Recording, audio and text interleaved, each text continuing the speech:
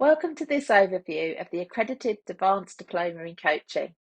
Our aim here is to introduce the programme, talk about the required taught training elements, as well as the additional aspects for completion of the programme, and tell you a bit more about the details of the different sections and elements required. Before moving forward, let's look at the session summary. There's an overview to begin with of the diploma structure, moving then on to some general practical points. We'll explore in further detail some of the elements that make up the assessment that's in addition to the taught programme requirements. So we'll explore the coaching practice log, the learning log, the case study, the personal approach to coaching, and some key points around supervision, finishing with some next steps and where to look for some further information. Here we can see the overall structure of the Accredited Advanced Diploma in Coaching, which is also an association for Coaching Accredited Diploma in Coach Training. The taught aspects of the programme require completion of modular certificate programmes, as shown here from A through to C. Typically, learners complete these programmes in the order shown. However, there is some flexibility. A is the Certificate in Coaching. That's a 5-day taught programme. B includes 2 required short programmes, the Stress Management Primary Certificate, which is 2 days, the Performance Coaching Certificate, which is also 2 days, and then learners have a choice between the problem-focused 2-day programme or Assertiveness and Communication 2-day programme. C shows us another 5-day programme titled Certificate in Coaching Psychology or Psychological Coaching. It's the same taught programme, but there are some additional elements here depending on whether you are a graduate in psychology. Now, each of those programmes can include completion of additional work to obtain the Certificate of Achievement. So let's have a look at the further assessment that learners are expected to submit. A coaching practice log, evidencing a minimum of 75 hours of coaching practice. A learning log, reference from coaching supervisor, evidence of continuing professional development, which is reflected in the learning log, 1 written coaching case study, an outline of personal approach to coaching, consistent with the training that you would have received with the Centre for Coaching. As just mentioned, evidence of professional indemnity insurance and evidence of professional body membership. Learners are also expected to attend 1 group supervision session and 1 academic forum. These are offered as part of the diploma programme, and we're going to talk a bit more about those in a moment. Let's take a look at some practical points. So you might be wondering, when should I enrol onto the diploma? Generally, the answer to this is early on in your coaching training, and ideally after taking the 5-day certificate in coaching. This helps us to know what your training plans are and also to keep you up to date with key information.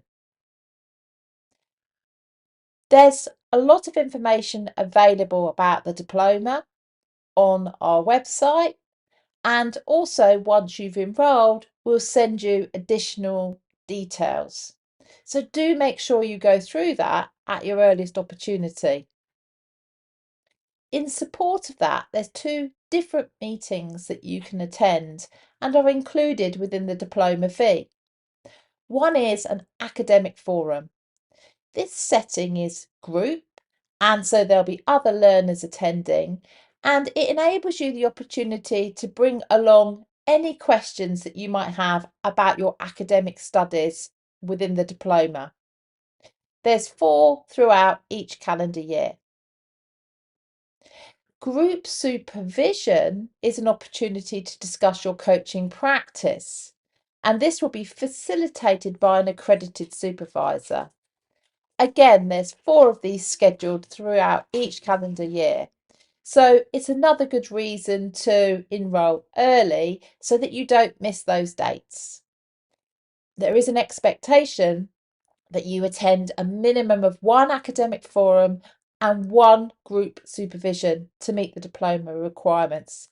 But of course, you're welcome to join as many as you wish during your training, although this is subject to space and availability. Couple of other practical considerations is that as part of your portfolio, you will need to demonstrate that you are a member of a relevant professional body, and you also have professional indemnity insurance that covers you for your coaching work. So now we're going to take a closer look at some of these areas of assessment that learners are expected to submit as part of the Accredited Advanced Diploma in Coaching. The coaching practice log evidences a minimum of 75 hours of coaching practice. This should be completed under supervision by an accredited coach or chartered psychologist or equivalent, and should adhere to the essential elements of the Global Code of Ethics for coaches, mentors and supervisors, of which the Association for Coaching is a professional body co-signature. We're going to provide some more details about supervision a little later on in this overview. When completing the log, it's important to anonymise any details that could identify individuals or organisations, and as such, codes or digits are recommended. The logged hours and coaching work should also include coachees with a range of different issues or topics, and it should demonstrate knowledge and understanding of coaching, practice and models, which can include GROW, ABCDF, SPACE and practice, as well as other coaching approaches and models learned on the taught elements of the programme. In order to meet the requirements outlined so far, it's recommended that the coaching practice log covers work with a minimum of 8 coachees. It's also important that evidence is only included in the log that demonstrates coaching practice.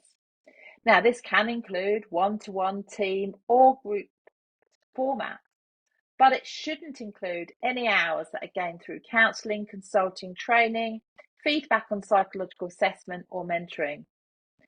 Work undertaken through coaching internally within organisations, of course, can be included as long as it's part of a formal coaching arrangement. So as such, meetings that you might hold as a line manager would not meet requirements. The learning log also includes evidence of continuing professional development, or CPD. Learners are required to outline the coaching training programs undertaken as part of the diploma work, including aims and objectives. Learning and application also needs to be described and summarised in areas such as reflection of how learners have developed and applied the skills, competence and knowledge learned to their coaching. Aspects of personal and professional growth which inform their coaching practice. And as an example, we could consider or write here, how have learners applied a particular technique or model? What's been their experience of the coaching process? What sort of difficulties may have been encountered, and what has been learned? Beyond coach training programs, other learning activities can also be recorded in the learning log. This could include reflections, feedback, group discussion, and supervision. Again, these activities should adhere to the Global Code of Ethics for coaches, mentors, and supervisors. A minimum of 40 hours of learning per year should be demonstrated.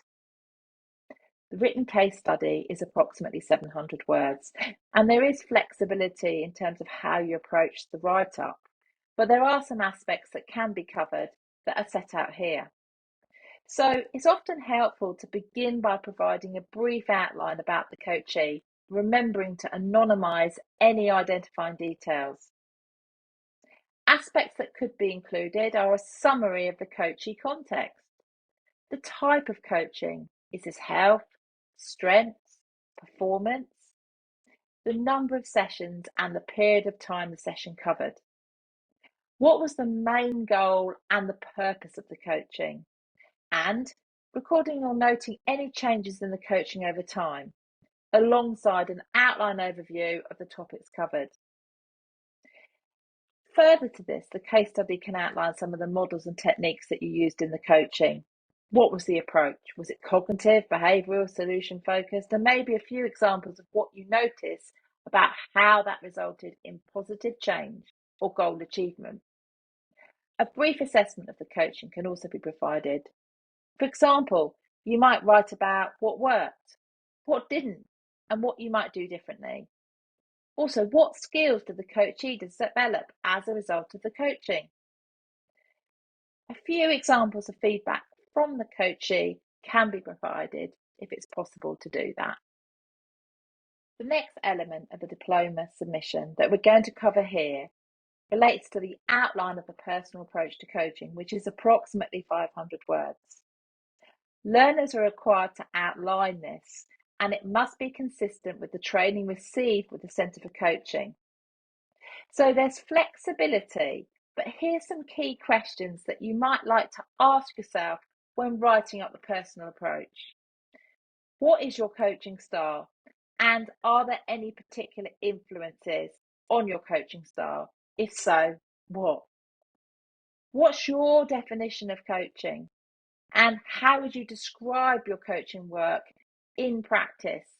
Do you follow a particular format, work in a particular area or specialism, or perhaps within particular contexts?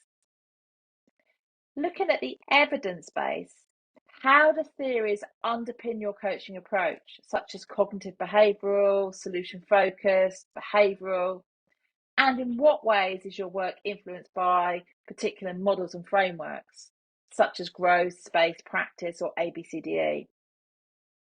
What do you notice about how your coaching approach has developed with experience, such as through your coach training, coach supervision, or coaching hours? It's worth noting that the word limit is 500 words, so it's unlikely you'll be able to address all of the bullet points, and being selective could be a key way to approach this particular element of the diploma submission. We mentioned earlier that learners are required to provide a reference from a coaching supervisor to fulfil the requirements of the diploma. Details of this diploma should be shared with your supervisor at the earliest opportunity, so they are aware of the requirements, such as the 75 hours of coaching practice, and that they are asked to review the coaching practice log and the learning log. Now, there's flexibility in supervision arrangements to complete the diploma. When to start and the number of supervision sessions will be dependent on your conversation with your supervisor. It's worth saying that this element of a supervisor's reference is not fulfilled by attending the group supervision offered as part of the diploma programme. Whilst this can support your coaching practice, it doesn't provide the opportunity to have a more in-depth discussion about your coaching work or the time frame for the supervisor to review your coaching practice log or learning log.